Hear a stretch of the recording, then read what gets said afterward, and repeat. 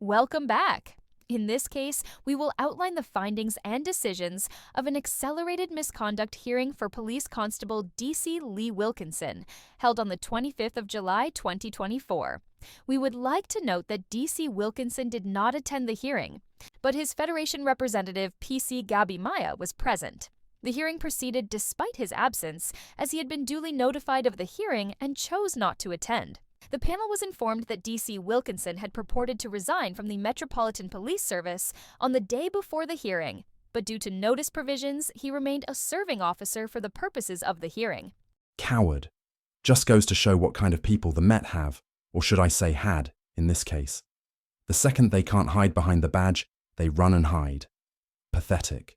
D.C. Wilkinson was accused of engaging in behavior that could undermine the public's trust in the police service.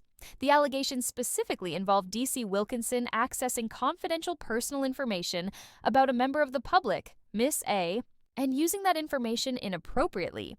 Miss A's complaint was that on the 15th of March, 2024, she contacted Kent Police about her concerns involving a male she had interacted with on the Facebook dating app. Oh, it's one of these ones. I'm going to guess he was A, a stalker, or B, she wasn't into him and he couldn't take the rejection.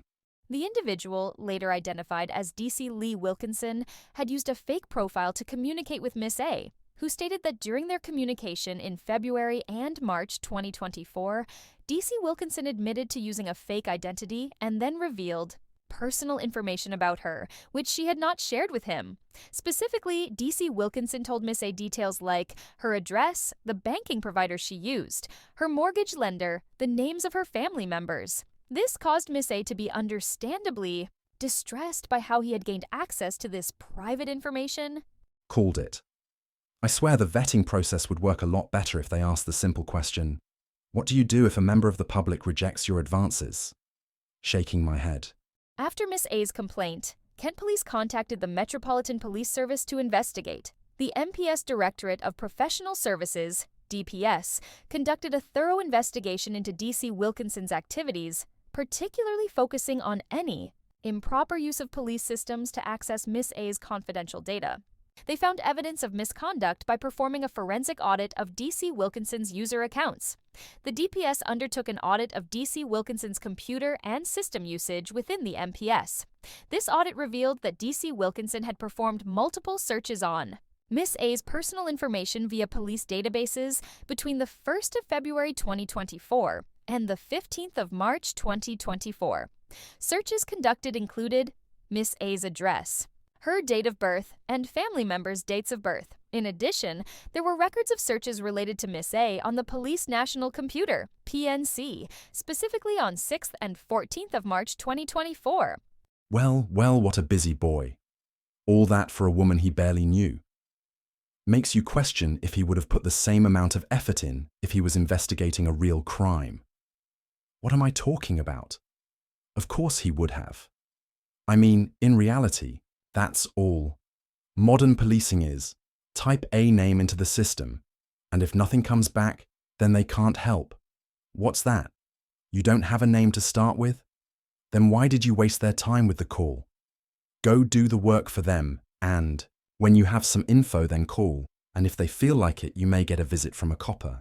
Further evidence the panel looked at included an online exchange where D.C. Wilkinson, posing as Lee, stated, "Ha ha ha, because I know a lot, I am a detective. So I do research on criminals. To do a 5-minute profile on you was easy XX," with a kissing emoji. This message confirmed that D.C. Wilkinson not only misused his position to access personal data, but also took pride in using his role to gain access to confidential information, as well as revealing his occupation to Miss A. A device seized from D.C. Wilkinson's desk was also linked to communications with Miss A. This helped corroborate the claims of misconduct. D.C. Wilkinson violated additional policies, namely the MPS Computer Systems Policy, which explicitly forbids police officers from using MPS systems for personal, non-official purposes. The policy states that MPS information, including personal data, should not be used for anything other than official MPS duties.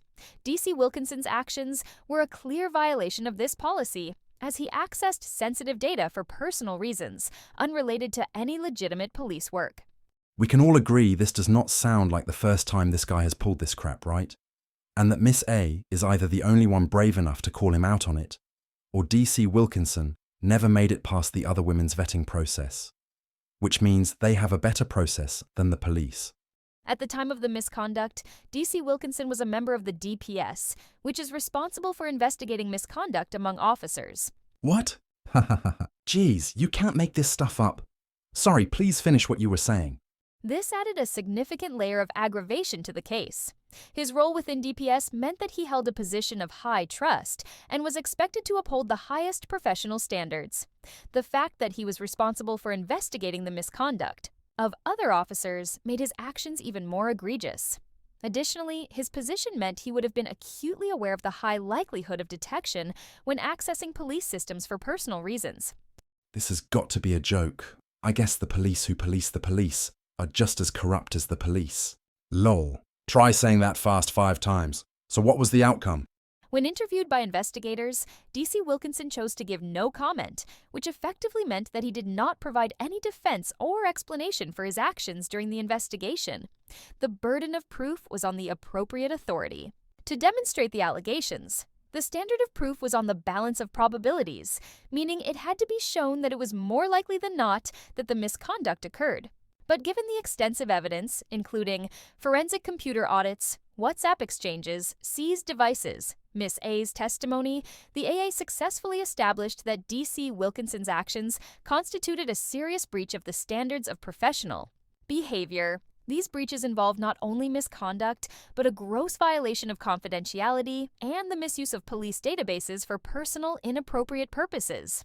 DC Wilkinson was dismissed without notice due to the severity of his misconduct, which caused significant harm and undermined trust in the MPS. The decision was made on the grounds of the seriousness of the breach, the harm caused, and the public's expectation that such conduct would not be tolerated. Thank you for listening, and I will see you next time. Well, what a plonker. He knew what the DPS was able to trace, but still went ahead with it. He was either so arrogant that he thought he wasn't going to get caught, or he knew how much the system was broken and thought he wouldn't even be investigated. All I can say is thank you, Miss A, for not just letting this go and taking another bent copper off the beat.